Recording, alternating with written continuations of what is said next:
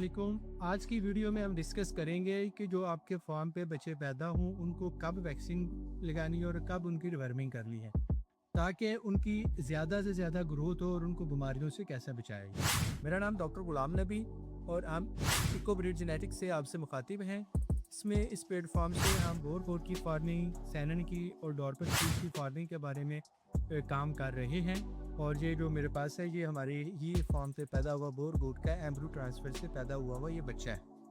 तो जो प्रैक्टिस हम अपने फार्म पे वैक्सीनेशन की कर रहे हैं और जो हर फार्मर को करनी चाहिए ताकि बच्चों की अच्छी ग्रोथ हो सके, तो उसके बारे में आज की वीडियो में हम आपको डिस्कस करेंगे। तो सबसे पहले ये है कि हमने इनकी वैक्सीनेशन कब से स्टार्ट करनी है। तो जो बच्चों में वैक्सीनेशन स्टार्ट करनी होती है वो 2 मंथ की 2 महीने की उम्र से हमने इनमें वैक्सीनेशन स्टार्ट करनी होती है। अच्छा, इसमें जो सबसे पहले वैक्सीन हमने करनी है वो हमने एंटेरोटॉक्सिमिया की करनी है, क्योंकि बच्चों में इनका इस स्टेज पर इनमें इंटेस्टाइन के इश्यूज ज़्यादा आते हैं, तो क्लोस्ट्रीडियल इन्फेक्शंस का चांस बढ़ जाता है। तो इसलिए हमने इनमें जो सबसे पहले वैक्सीन करनी है वो हमने ईटीवी की करनी है, एंटेरोटॉक्सिमिया वैक्सीन। तो उसके लिए आप इनको 2 मंथ की एज पे पहला शॉट लगाएं और 15 और 31 डेज़ के बाद आपने दोबारा बूस्टर डोज देनी है ताकि इसकी इम्यूनिटी प्रॉपर डेवलप हो सके। ईटीवी वैक्सीन कहाँ से मिलेगी? तो ईटीवी वैक्सीन पाकिस्तान में वीआरआई से भी बनती है, मतलब कि गवर्नमेंट के प्लेटफॉर्म से भी अवेलेबल होती है, और दूसरा ये है कि आपको इम्पोर्टेड भी मिल जाएगी। दोनों वैक्सीन अच्छी हैं, जो भी आपके पास आसानी से अवेलेबल हो वो वैक्सीन आप इनको लगाएं और उसके बाद आप इनको बूस्टर डोज लगाएं। इससे आपके जो जानवर होंगे, बच्चे होंगे, वो टेरोटॉक्सिमिया से महफूज हो जाएंगे। दूसरे नंबर पर जो हमने वैक्सीन करनी है वो उनको जो सबसे बड़ी खतरनाक बीमारी है वो है पीपीआर, जिसमें मुंह में छाले वगैरह बन जाते हैं तो डायरिया लगता है। तो उसके लिए हमने पीपीआर की इनकी वैक्सीन 3 मंथ की उम्र में, आप इनको 3 माह की उम्र में आप पीपीआर वैक्सीन का इनको शॉट दें। पीपीआर वैक्सीन पाकिस्तान में लोकल भी अवेलेबल है वीआरएल की, और आपको इम्पोर्टेड भी मिल जाएगी। उसमें हमारे जो लर्निंग बेस पे है वो आप पीटीआर में इम्पोर्टेड वैक्सीन यूज़ करने को आपके फार्म पे आउटब्रेक नहीं आए। और इसका सेम आपने बूस्टर डोज देनी है, क्योंकि ये बच्चों की फर्स्ट वैक्सीन, उसके बाद आप इसको एनुअली हर साल लगाएंगे। और जो लास्ट में पहले हमने बताया था ईटीबी की वैक्सीन आप इसको 4 माह बाद या 6 माह बाद आप अपना साइकिल रखें, उसको आप रिपीट कर सकेंगे। तीसरी जो वैक्सीन आपने करनी है, क्योंकि बकरियों में यदि एफएमडी मुंह पर आ जाता है लेकिन उतना शिद्दत से नहीं आता जितना कैटल में आता है, लेकिन फिर भी आप इनको एफएमडी की वैक्सीन कर देंगे तो जो आपके बच्चे हैं वो मुंह पुर से महफूज रहेंगे।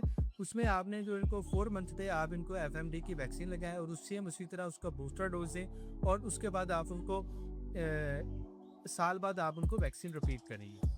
और जो 4th नंबर पे वैक्सीन है, आप इसमें सीसीपी कंटेजियस कप्राइन प्लूरल निमोनिया का बहुत ज़्यादा इशू बनता है, जिसमें नाक से डिस्चार्ज आता है और मुंह पक जाता है अंदर वाली साइड से। तो उसमें आपने उसकी भी वैक्सीन आपको वीआरआई से मिल जाएगी।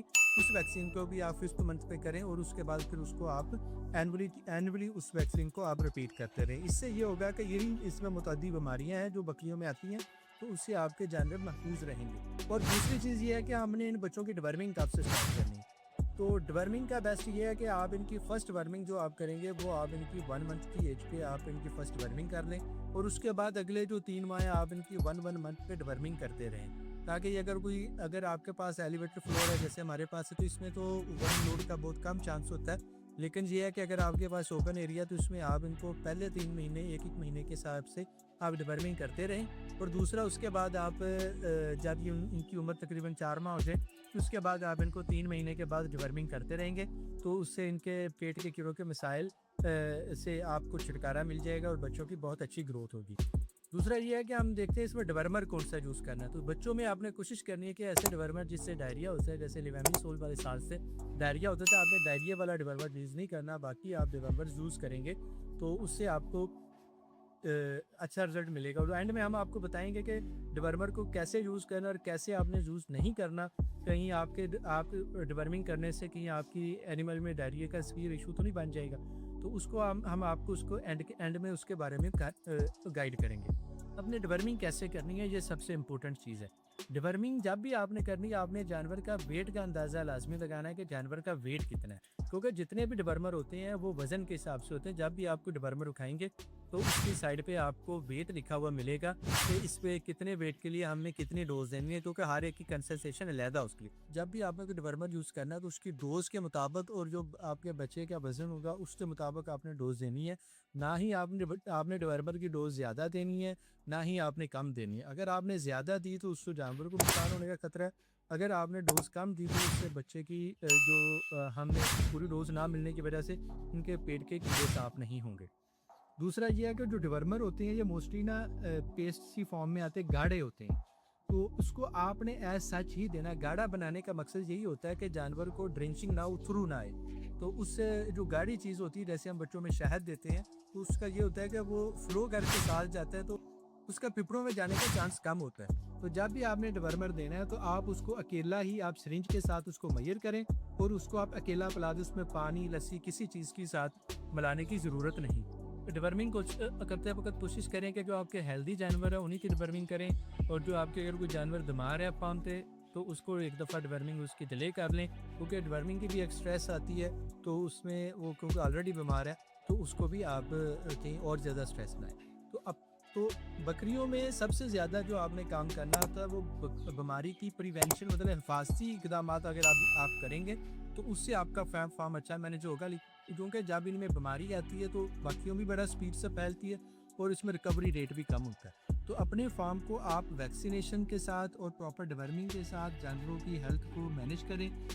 इससे अगली वीडियो हम डालेंगे जिसमें हम बच्चों की जो 2 मंथ के बाद हमने उनको टिल उनकी पुबर्टी तक उनकी बलूगत तक हमने उनको कैसे मैनेज करना है ताकि हमें ज़्यादा से ज़्यादा अच्छा ग्रोथ रेट मिले और हमारे जानवर जल्दी ही हीट में आएँ, जल्दी अपनी मैच्योरिटी पर पहुँचे। तो अगली वीडियो में हम आपको बताएंगे कि हम जानवरों को कैसे अच्छी तरह मैनेज करें। जदीद फार्मिंग के मतलब चीज़ें सीखने के लिए और जो ब्रीडिंग के मतलब जदीद टेक्नोलॉजी है और सीखने के लिए हमारे चैनल के साथ जुड़े रहें और हमारी वीडियोस देखें और दोस्तों के साथ भी शेयर करें ताकि उनको भी ज़्यादा से ज़्यादा फ़ायदा हो। Thank you.